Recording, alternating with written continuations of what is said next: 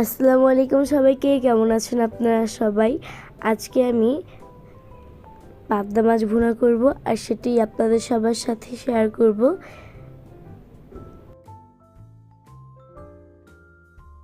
এর জন্য নিয়ে নিয়েছি হাফ কেজি পরিমাণ পাবদা মাছ, হলুদ মরিচের গুঁড়া, লবণ, ধনিয়া পাতা কুচি, কাঁচামরিচ আর পেঁয়াজ রসুন বাটা। এখন আমি পাবদা মাছগুলোর মধ্যে অল্প পরিমাণে হলুদ আর লবণ দিয়ে দিচ্ছি। হলুদ আর লবণ দিয়ে আমি পাবদা মাছগুলোকে ভালোভাবে হাতের সাহায্যে মেখে নিচ্ছি।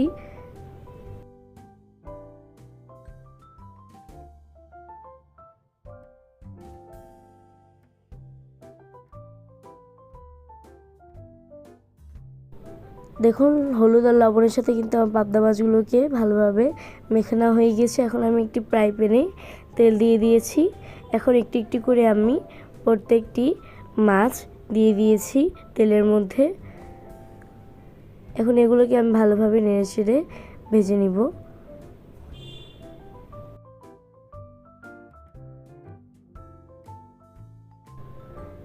দেখুন, আমার কিন্তু মাছগুলো ভাজা হয়ে গিয়েছে।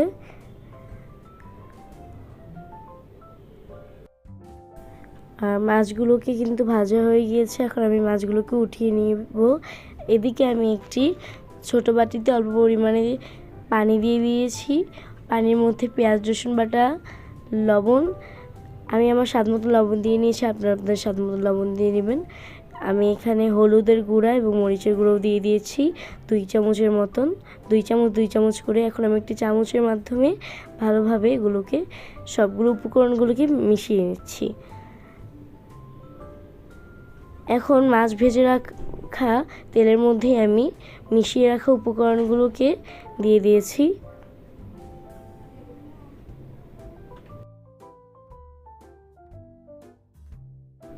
আমি কিন্তু ঝোলটুকুকে ভালোভাবে কষিয়ে নিচ্ছি। এখন আমি এতে হাফ কাপের মতন পানি দিয়ে দিয়েছি।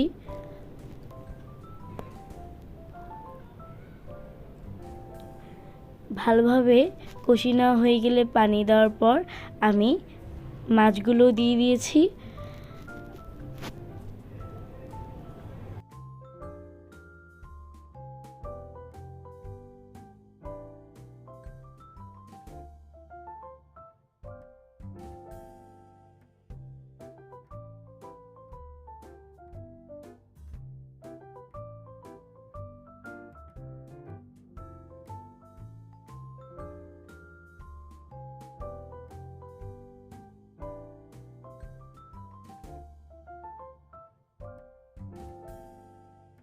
আমার মনে হচ্ছে এখানে আর একটু পানি লাগবে, এর জন্য আমি আবার অল্প একটু পরিমাণে পানি দিয়ে দিচ্ছি।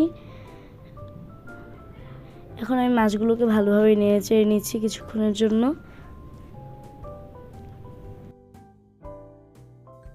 এখন কিন্তু প্রায় রান্না শেষের দিকে। এই পর্যায়ে আমি কেটে রাখা ধনিয়া পাতা কুচিগুলো দিয়ে দিচ্ছি উপর দিয়ে আমি উঠিয়ে নিয়েছি। কিন্তু উঠিয়ে নেওয়ার পর আপনারা জাস্ট দেখুন কত সুন্দর একটি কালার চলে এসেছে এর মধ্যে। আর খেতেও কিন্তু অনেক মজা হয়েছে। আপনারা চাইলে এভাবেও পাবদা মাছ রান্না করতে পারেন।